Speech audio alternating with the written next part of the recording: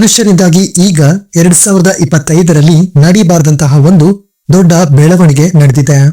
ಇಡೀ ಜಗತ್ತಿನಲ್ಲಿ ಸೊಳ್ಳೆಗಳೇ ಇಲ್ಲದೆ ಇರೋ ದೇಶ ಯಾವುದು ಅನ್ನೋದಾದ್ರೆ ಅದು ಐಸ್ಲ್ಯಾಂಡ್. ಆದ್ರೆ ಇತ್ತೀಚೆಗೆ ಐಸ್ಲ್ಯಾಂಡ್ ಅಲ್ಲಿ ಕೂಡ ಸೊಳ್ಳೆಗಳು ಕಂಡು ಬಂದಿದೆ. ಸೊಳ್ಳೆಗಳು ಕಂಡು ಬರೋದು ಒಂದು ದೊಡ್ಡ ಸಮಸ್ಯೆನ ಅನ್ನೋದಾದ್ರೆ ಖಂಡಿತ ಹೌದು.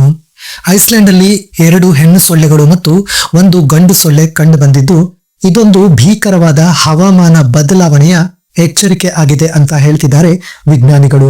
ಸೊಳ್ಳೆಗಳು ಮೂಲತಃ ಬೆಚ್ಚಗಿರೋ ವಾತಾವರಣ ಇರೋ ಪ್ರದೇಶಗಳಲ್ಲಿ ಕಂಡು ಬರುತ್ತೆ.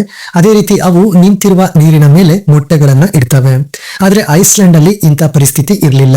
ಯಾಕೆ ಅನ್ನೋದಾದ್ರೆ ಅಲ್ಲಿ ತೀವ್ರವಾದ ಚಳಿ ಇದೆ, ಮತ್ತೆ ನೀರು ಇದ್ರೂ ಕೂಡ ಅದು ಯಾವಾಗ್ಲೂ ದ್ರವ ರೂಪದಲ್ಲಿ ಇರೋದಿಲ್ಲ. ಯಾಕಂದ್ರೆ ಅದು ಬಹಳ ಬೇಗ ಮಂಜುಗಡ್ಡೆಯಾಗಿ ಪರಿವರ್ತನೆ ಆಗುತ್ತೆ. ಇದರಿಂದಾಗಿ ಸೊಳ್ಳೆಗಳಿಗೆ ಅಲ್ಲಿ ಬದುಕುಳಿಯೋದಕ್ಕೆ ಸಾಧ್ಯ ಆಗ್ತಾ ಇರಲಿಲ್ಲ.